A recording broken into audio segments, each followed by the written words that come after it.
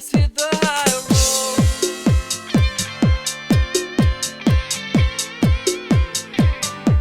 Let's hit the high road.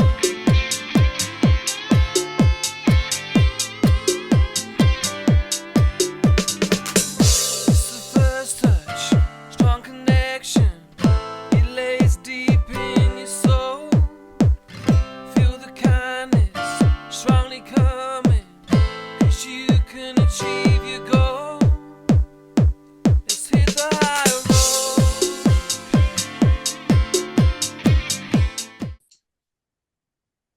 Hi, this is Nancy Yearout, and welcome to High Road to Humanity. And today I have Scott Flynn here, and welcome, Scott, to High Road.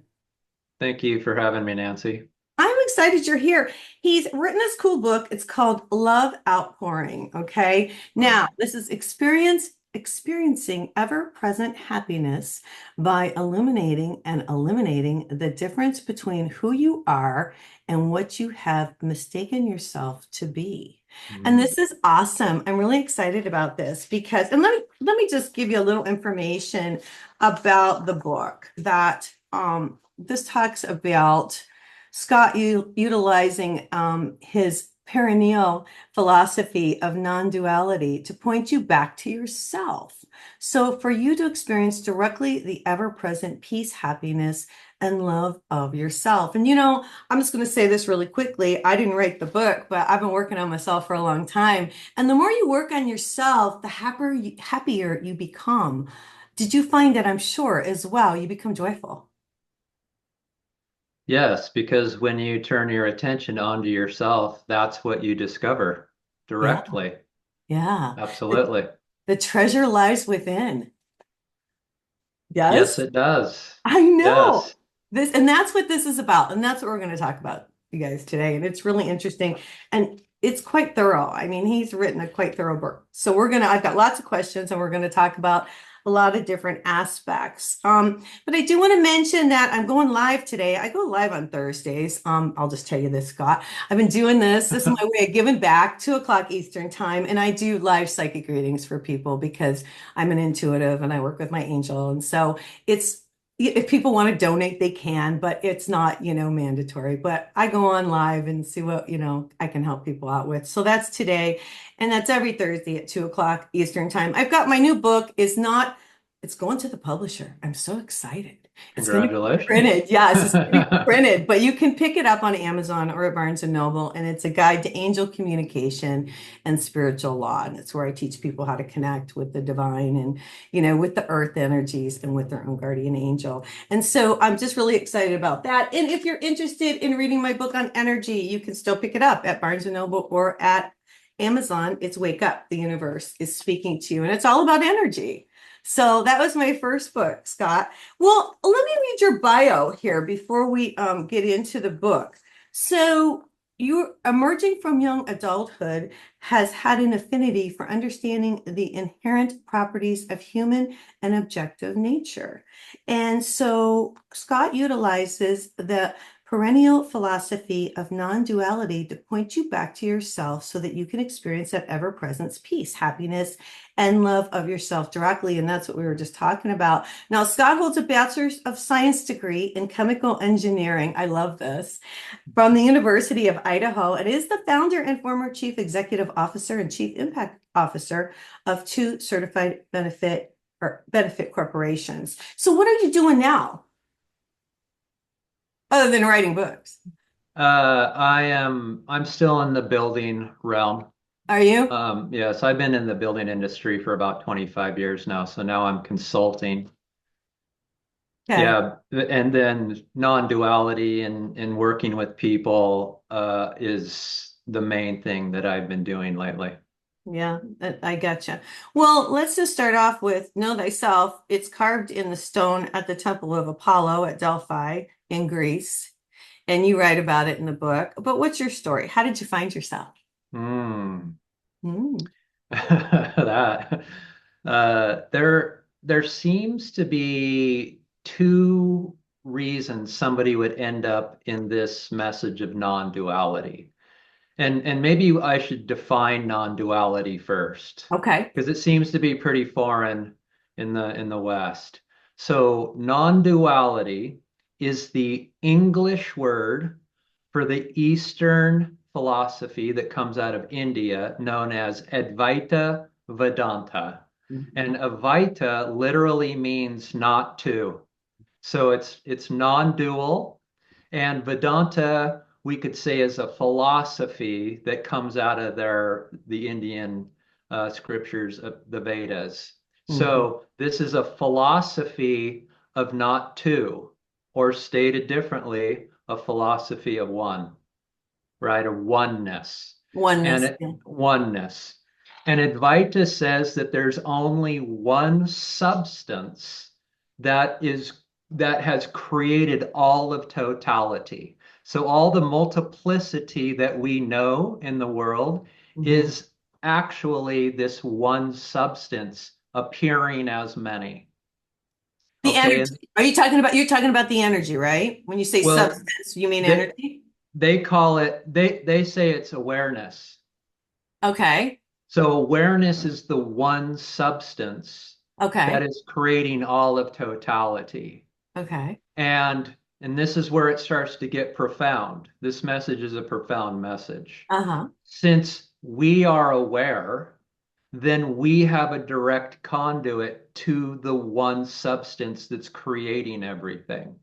Mhm. So this message analyzes the one substance of awareness and then has a practice to say, if you want to experience the one permanently, there's a way to do that. Mhm. And So so, so Scott, I'm gonna stop you a second because I teach the audience to ground, to bring in the light through the crown chakra, through the body, and connect. Are you talking about the same thing about connecting to that divine energy, that light that's above us, that the the light of love? Is that what you're talking about? so awareness is what they call self. So that this is where it starts to get like, oh, it's talking about the inherent knowingness of myself, Okay. the I am of myself. Okay. So this is if I like to create like a V like this, like there's a person, we believe ourselves to be a person, and according to the book, this is who we believe ourselves to be. Right. And this person is always looking out. Every single thing in our life comes back to this person. I am a man or a woman. I own a house or I rent. Right. I How own we a business identify. or are all of our identities, Yeah. right? Just Yeah. every single thing comes back to this. It all happens to this individual. Hmm. We are not, this message is not denying anything in this V. It's just not interested in anything in this V. What we're saying is we're turning our attention back on to the one who thinks it has and is doing all this thing in this V. Hmm. So when you turn your attention onto your egoic self or your sense of person and you start to analyze it, you'll realize it's not there. Right. There's nothing there. Right. It's never been found by you or me or science or psychology. It's not there. But what is there? What does remain? Because I am here, I'm existing, something is here. What is that? Well, that's awareness. That's the one substance that remains. That is who you actually are relative to who you're not. You are not this. When this dissipates, you experience the expansiveness of being. I think, Scott, when you work on yourself, and I can speak for myself and different people that I work with, when you work on yourself, the more you work on yourself, the more your awareness changes. Let me just say that. So if you want to concentrate on awareness, I will say that when you do, for me personally, and I can only speak for myself on this one, when I connect to the divine, some say God, some say spirit, That is what has kept me more centered and aware. Because when you connect, then you're not in the ego, you're more spiritual, and all the stuff can go on. And I say this a lot on the show, but you're aware of it, but you don't have to play into it. Have you noticed that as well? So this message is more radical than that. This is Okay. saying question the one who thinks he's connecting or she's connecting. You're You're, questioning me connecting? I'm questioning the one who thinks they connect or the one who thinks it's doing anything. Oh, what do you think we're doing then? Are we just like hanging or what are you thinking? Well, this is still appearing to happen as this, but you're not the one doing this. Right, exactly. And that's why I keep going back to the energy. Do you believe in that, or do you have a concept of the energy source that, keeps our energies fields going? Do you have a It's always coming back and asking that question. Who is the one who knows energy?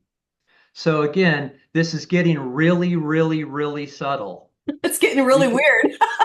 I don't know what to say. because this one thinks it's Uh-huh. doing everything. Yeah, but we're It's not. No, it I it, get you, but it I'm trying to get you to hold on a second. Because I mean, I have an audience who I teach to connect, and they understand that there's energy and they understand that we Mhm. got to work on ourselves. But we know that there is a source or spirit or creator or God, whatever you want to say. And we know we're not doing it. Like when I connect to my angel and to God and tell people information, I know it's not me.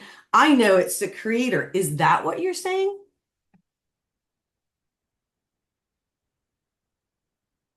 What it's saying that Who's it? Who's it? the message is saying, the message of Advaita is Okay. saying that this one substance of What's awareness is who you are. what's the That's substance? Is it the energy? That's what I keep asking you, and I don't understand. You it's lost me. well, okay, so are you aware right now? I'm very aware. Okay, so it's that awareness is the one substance. Okay, so it's the awareness. Your awareness is the one substance that Advaita is pointing you to Uh, analyze, to see the qualities of awareness. You see, our mind, because awareness is infinite, mhm. our mind can't get its finite arms around the infinite. So the only way that we as individuals generate or say that something has value is when we can know it, label it, and call it our own.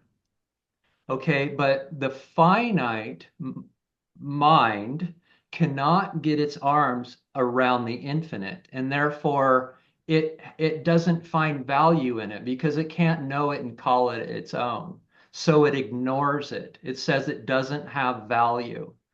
But when we turn our attention onto it, we realize that is all the value that we're looking for out in the world. This value of awareness is boundless freedom.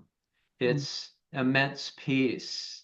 It's unconditional love, and it's total unity. It's happiness. And so that's what this message is saying is that turn your attention away from anything that you know with your mind. If you can know it, it's not it. Mhm. You're turning your attention onto awareness which you absolutely know to be true because you can't deny your awareness. Because if you did deny your awareness, what would have to be aware that you denied your awareness? Awareness is inescapable. It's absolute truth. And if we study that even more, awareness is in every state, meaning that for something to be true, it has to hold true in every single circumstance. So that means that we're aware in the waking state, we're aware in the dream state because we are aware of our dreams, we're aware in the sleeping state because what was aware that we had a dream, what was aware that there was this blackness between dreams and waking, what hears an alarm clock at 2 o'clock in the morning, awareness. We're all aware of this. And if we take this even deeper into like near death experiences, we hear these wonderful, beautiful stories. What was aware of that when they went on to the other side? They were, awareness was. Even like um, taking large doses of LSD, right? You're just scattered throughout the universe. You see the light, you are the light, you become God. What Mhm. was aware that that was all happening? Your awareness is inescapable. It is the absolute truth. So when you study that, you realize who you actually are. So you drop away from this, who you think that you are or have mistaken yourself to be, and you realize who you actually are, which is expansiveness. So this is contraction. This is that sense of individual we have within us. Yeah. It's a contraction within us.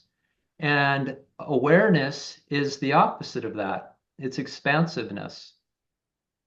Well, thank you for that, Scott. Do you meditate? So Do you meditate?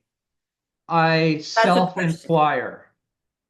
So here's the difference. Okay. Oh, This okay. is this is a great question. Oh, good. Okay. Um, so meditation is when you're turning your attention onto an object. Okay, your mind is an object. You're turning your attention onto your mind.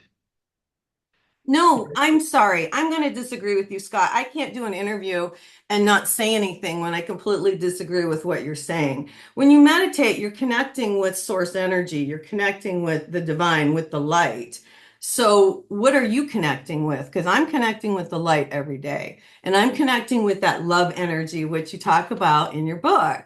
So, I guess I'm trying to figure out, how do you bring in that love energy that I bring in every day? How does that work for you? Well, so it's turning your attention away from the things that you're trying to meditate on, or like you're trying to calm your mind in meditation typically, or breath work. So you're focusing on your breath, or Mhm. you're chanting and there's humming and there's vibration, right? So that's an outward looking movement. But see, I But don't do any of that. I just sit, I bring in the light, and I wait, and I calm my mind, and I quiet my mind, and I still my mind, and I wait for the message. I connect yeah, visually, and I wait for the messages to come through. I don't hum, I don't chant, I don't do any of that no, stuff. neither do I. Okay, Yeah. so So this is where it's called self-inquiry. You're turning that attention away from your mind and chanting and humming back on to the source of attention, which is awareness. okay. You're always coming back to that source of awareness, the one substance of awareness that's permanently here. And that's why you're going to hear me say in the book, say over and over again, that you can be permanently at peace or permanently happy Yes. because your awareness is permanence itself. And because you are that awareness, then you yourself are the permanence of peace and happiness. Yeah, you talk a lot about ego in the book, and I thought that was really good because people are starting to realize that it's more important to work on themselves and not worry about what other people say or think. And people, I think, are also learning to change the story. We're programmed from the time we're young, and we're told these different stories. And one of the things that I think a lot of people work on, and I want to talk to you about this, is getting rid of that old programming. Yeah, the ego, I like to say you're born like this pure being, like just Mhm. free floating energy. Yeah. And over time, like around 5 or 6, your parents or your brother and sister or grandparents say, "You're cute, you're a boy or a girl, you've got dimples." And we Yeah. start to build this ego, and Yeah. it's a veil. We're starting to veil this infinite beauty. And once we've built this, it's a real challenge to get rid of it. Mhm. Right? And so this is saying that once you've identified with this will never get rid of itself. This has to see what it actually is, because ego, again, it's an illusion. It's this thing right here. It doesn't exist. So this thing here has to see what it actually is. Mhm. So we've turned our attention away from this on to our egoic self. And what this is saying is when you turn your attention back onto your infinite self, this just drops away. Right. And that's what you were saying, like when you connect, you're connecting to the infiniteness of the one. Right. Bingo. And that's not, there's nobody there doing that. When you're No. connected, you realize there's no person there Right. doing that, Right. or the connection isn't a personal connection. Oh, yes, it is. It's a very personal connection with the divine for me. Okay. I have a really good connection with spirit, with God, and I do receive messages. And so for me, it's not just calming of and being more aware, because I mean, I'm just happy and peaceful and joyful. And I believe that, well, actually, I know it's the light energy, it's that love energy because it's the highest frequency in the universe is love. And it's the love, when you bring in that love energy, it does calm you and it does bring you more joy and it fills you up so you don't have to go out and buy something to make yourself feel better. That's what I think, Scott. Yeah, I mean, the other words I put around trying to describe yourself that can only be known directly is wholeness, completeness, satisfaction, fulfillment. Yeah, the contentment is a big, like you're just content with Right, what is. right. And to your point, yeah, the consumerism, that needing to go Mhm. out in the world and find and conquer or travel or get new something or earn more money, that just seems to die down because you realize all of that effort was an attempt to find wholeness and completeness. And when you know that as yourself, then all of that external going and getting dies down, and simplicity comes into your life, and um, life gets Yeah, simpler. I want to talk about the love because your book is Love Outpouring. And I will tell you this, and this is putting myself out there, but I had a tough time growing up. I had a mom who was a narcissist, blah, blah, blah. But I had to learn, and then you search for love because if you don't feel love as a child, you search for love and you search for love in all the wrong places. But what I've learned is the love does come from spirit and come from the divine, and it does fill up your soul. And then you don't search for love. I mean, it's great to love everybody and it's great to put the love out, but to Mhm. get the love within, instead of looking for somebody else to give it to you, that's how you find it is by going within. And that's how you find the love. It's inside of us, but it's also connecting with the love vibration. Now, are you feeling that kind of same thing that I'm feeling? So the more you come home to yourself, the more that you love to turn within to know the happiness of yourself. Right? Right? So to your message, the more that you come in contact with self, there is this longing to continue that contact, that directness, that inherentness that you know, because that's what generates these qualities that we're talking about. So that becomes like this love happiness loop. I Yeah. love to turn in because it generates happiness. Mhm. Therefore, I love to turn within and know myself because it generates happiness. Yeah. Yeah. Um, yeah, And then love people is the notice it. mother of all this. I'm sorry. Love is the mother Yes. of Yeah. self and peace and fulfillment. Right, right, right. I think so too. I think it's really awesome. There's so many cool things you put in your book. And on page 124, I wanted to read this really quick. You wrote something. He has a lot of quotes in here, you guys, and I love this. On chapter 9, I marked it. What is self? And I'm going to read this to you guys. The lamp of the body is the eye. If your eye is sound, your whole body will be filled with light. But if your eye is diseased, and that's by the ego, your whole body will be filled with darkness. And that's what Jesus said. That's Yes, interesting. Yeah. And then Buddha said, be a lamp unto yourself. Be your own light. yes, Yeah. yes. I Yeah, love it. the book is trying it's gathering all sorts of um, different aspects of people and religion, science, arts, humanitarianism, all pointing back to this one substance that in Jesus's quote there calls the Mhm. light. Right. I want to talk about something that you wrote in your book. I wrote it down because I thought it was really interesting. There's a lot of really interesting things in here, but it's really in depth. So I will say that you're quite deep, but it's okay. It's just, you got to take it a little bit at a time.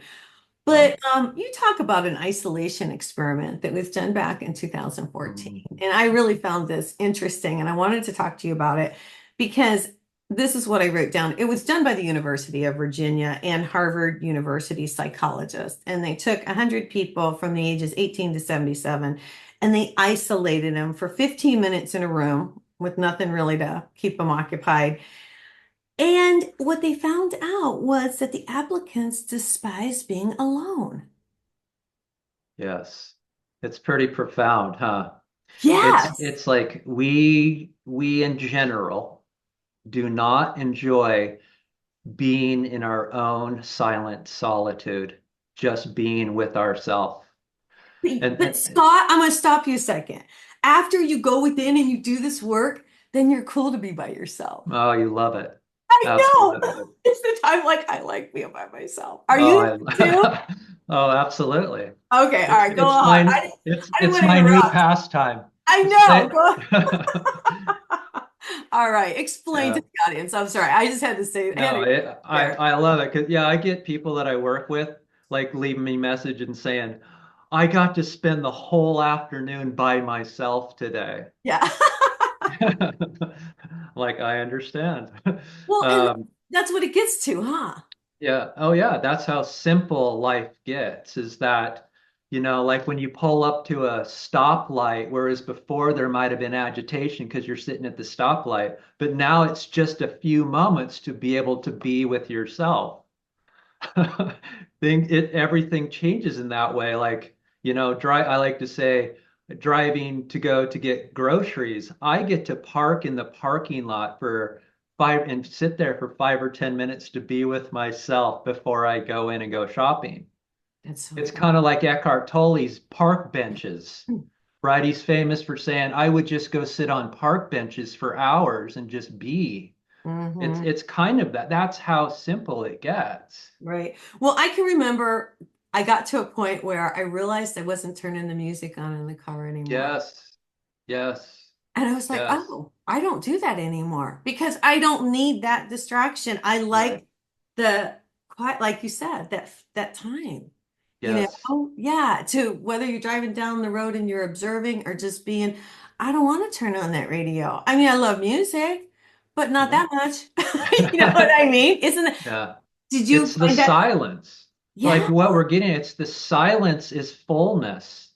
It's a Mm, complete 180 on what we've been told to think how this works. How yeah. can silence contain all of this stuff that we're talking about? But when you allow that and study that and analyze it, you're like, oh my gosh, it is. It's boundless. It's freedom. It's peace. It's joy. It is.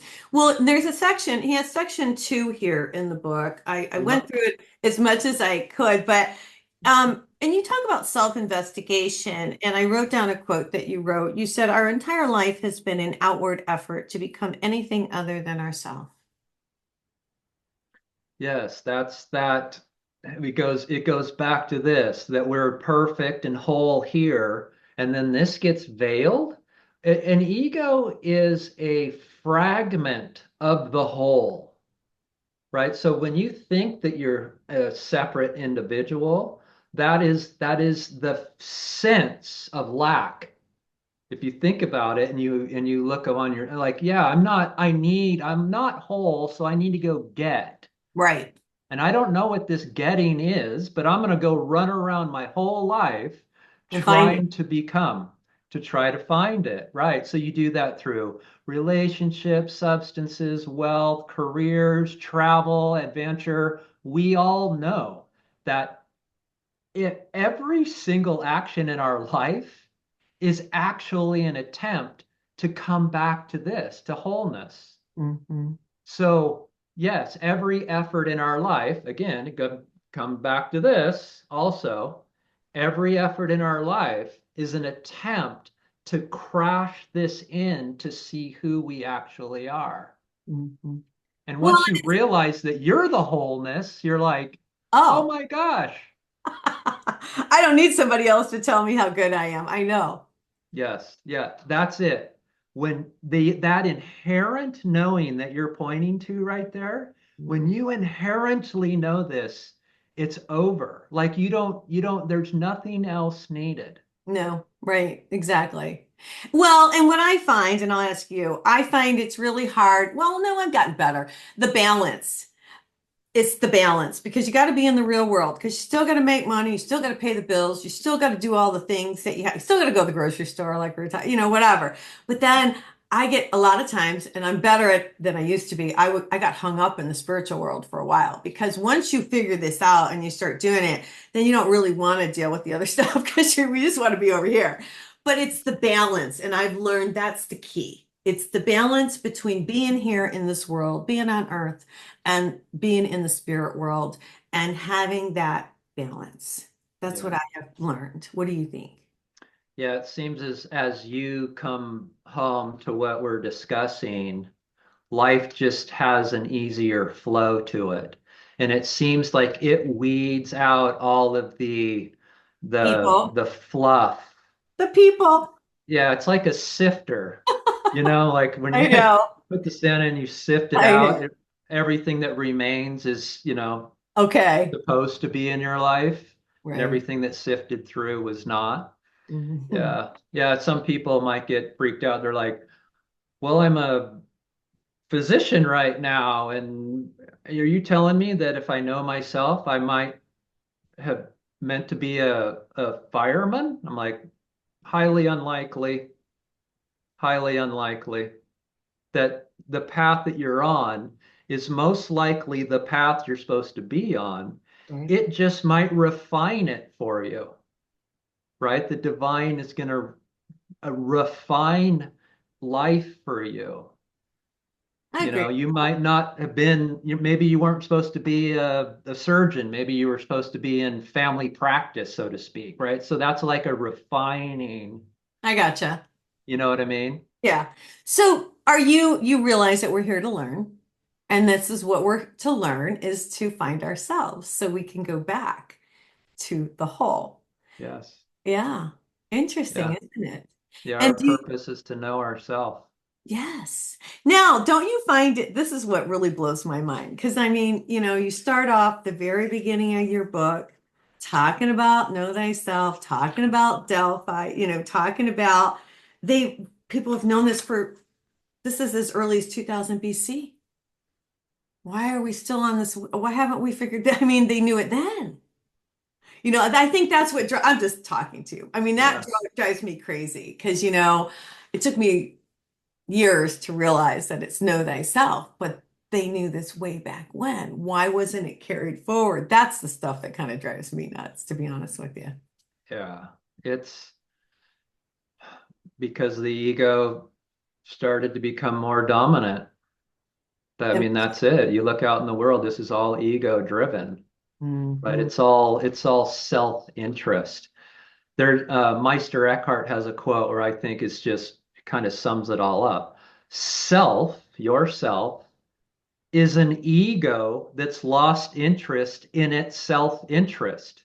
I So like that. when there's no more reason to do anything for the person, what remains is the divine. Mhm. Well, and I think humanity, actually, I know humanity. I do a lot of shows, I interview a lot of people, and I have realized that people are waking up and they are going within and they are realizing these things. What are you seeing on your end? Are you seeing the same thing that people are starting to change? I think that it seems like there is an effort to want to try to figure out what's going on in the world, right? Because we've reached a point of like obvious insanity. Right. Like this is how we've chosen to organize ourselves and be a steward of this world. Something's not right. Something needs balance here. Mhm. So I agree there seems to be a reckoning coming of some sort. What that means, I don't know. See, we're so covered in ego. Like the true difference between like the East and India or any of the Eastern um, uh, Culture. scriptures, Yeah, they at least have two options in this life. You can be outward ego, or you can turn within.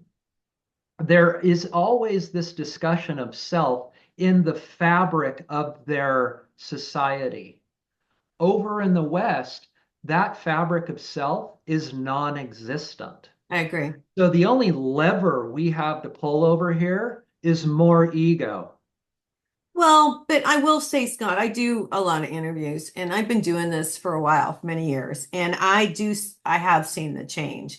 Mhm. And people like yourself who've written wonderful books and who are explaining, and I've talked to the audience about it for a while, about going within and working on ourselves, which is not an easy thing to do. And I just want to say that it's not easy. And it usually takes, and I've learned, and I've from working with people and from doing different sessions with people, it always seems like it's a tragedy, either a loss of a job, a death in the family, a divorce, something catapults people into looking for something else. I believe 2020 did that as well with the pandemic. I think people started to look, I think that was a blessing in disguise because people had to sit with themselves Yeah. and they started to look, you know. So I do see a change and I'm very hopeful, of course, you know that. Yeah, that's the true paradox. I mean, what brought me here was suffering. The suffering got to such a severe level that I surrendered. Like I was out of bullets. You want to tell your So, story or sure. okay. Um, so it really stems from the 2008 financial crash, right? I Okay. was a builder. I've been in building, Okay. and this value that was here all of a sudden just vanished. And with it, uh, all of my business went with it, and I was losing money. And that was the big thing. Like all of a sudden, I lost so much money, and that wasn't my conditioning. I was brought up to pinch pennies. You Mhm. never lose money. Even risking money, kind of even being in business to start with, was never discussed. Mhm. So when all of the sudden there was hundreds of thousands of dollars lost, that fabric was ripped, and I just was like, I just went in like this tailspin because I Mhm. didn't know what the hell was going on.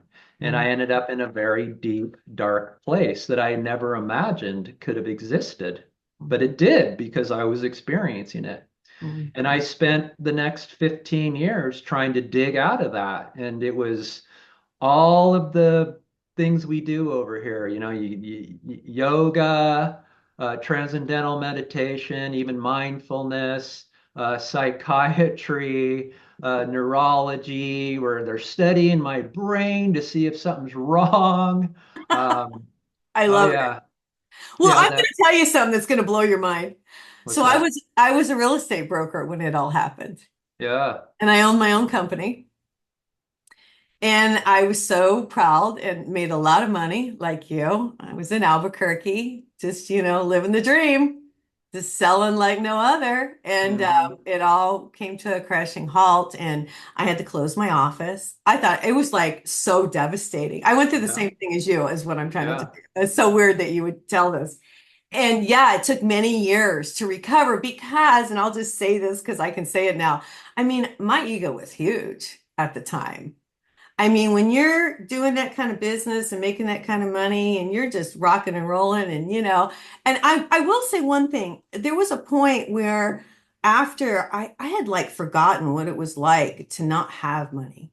I had forgotten what it was like to struggle because I struggled with being a single mom. But when all that happened, it was like a jolt. It was like a reset. It was like, hello, let's talk about what's really important here. Because I was thinking about buying a jet, my own plane. I was way out there, dude. And it was like we were all brought back, huh? Yeah, and I think it just rips that, the responsibility, the integrity, there was guilt, there was shame because I was losing other people's Well, money too, yeah. Well, sure. right? Yeah. And I Yeah. didn't understand it. So it was, I went on this 15-year journey to get happy again because I was a happy person. And It, along the way, somebody said a non-duality book in my lap about 8 or 9 years ago now, and that's why I ended up in this message. I love it. I love it. I think it's fantastic. Well, and like I said, I think it takes people going through tragedy to make us wake up. And interesting enough, I put this together after the fact. This was after I wrote this. And Yeah. yeah, it's so weird. That's so Well, crazy. and that's the true paradox is that when you can think, because when you can thank the divine for that tragedy that got you here today, Oh, yeah. Don't that's you? like, well, yes, Come on. because when you're going through that, you're like, I just want to die. Like, I'm not living, I'm dead. I'm like the walking dead. I'm fearful, I've got anxiety. And it's not until that gets so bad that in my case, I just surrendered to the Yeah. higher power. Yeah. And fortunately, I had this message that has, an understanding that came with it. I didn't go into this blindly, you could say. Yeah.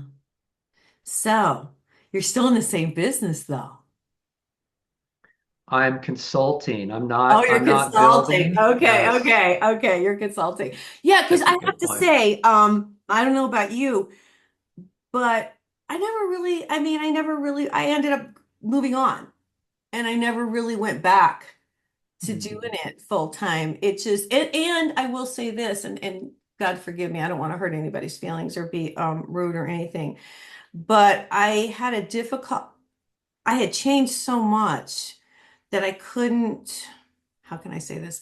There were so many egos in the industry Yeah, that it yeah. was very difficult for me. Even when I sold my house a couple years ago, it was so hard for me to deal with the egos because I could see it, but I could never go back and do that again because I wasn't that person anymore. And even though I was very honest and, I just wasn't that person. Is that kind of how you felt too? That you just couldn't, you had to do something different, like reinvent yourself a little bit.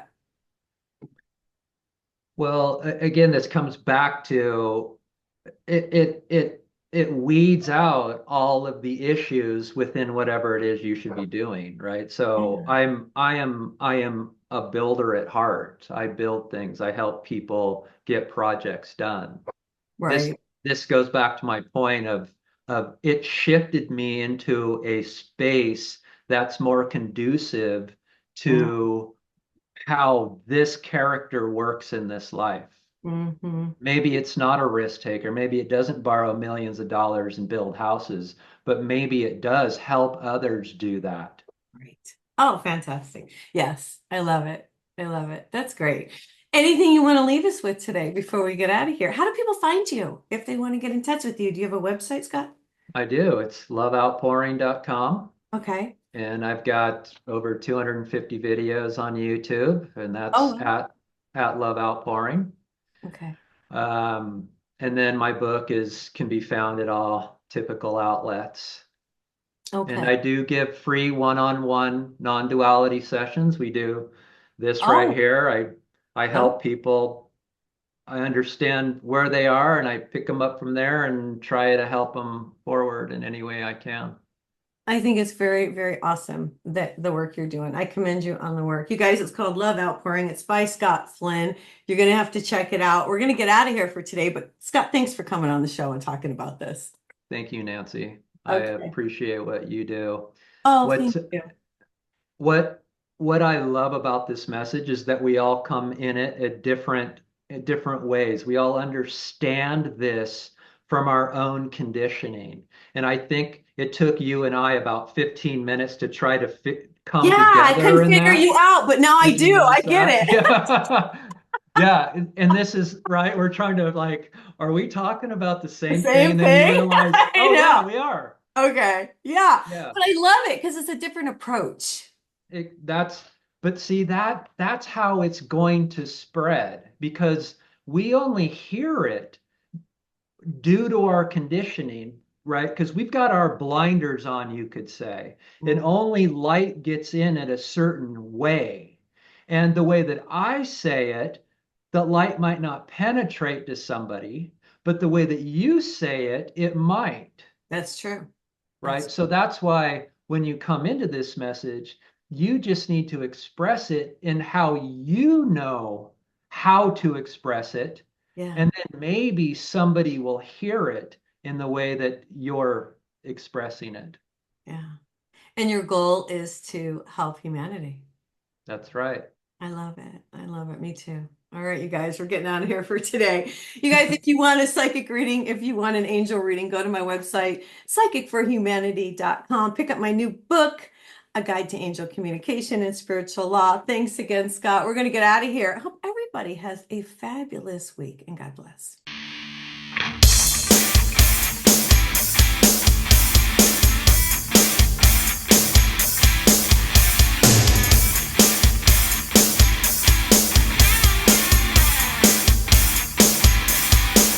Hold your head high, the world is coming.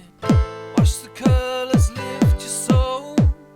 Connect the dots and keep the motion. Can achieve your goal. Let's hit the high road.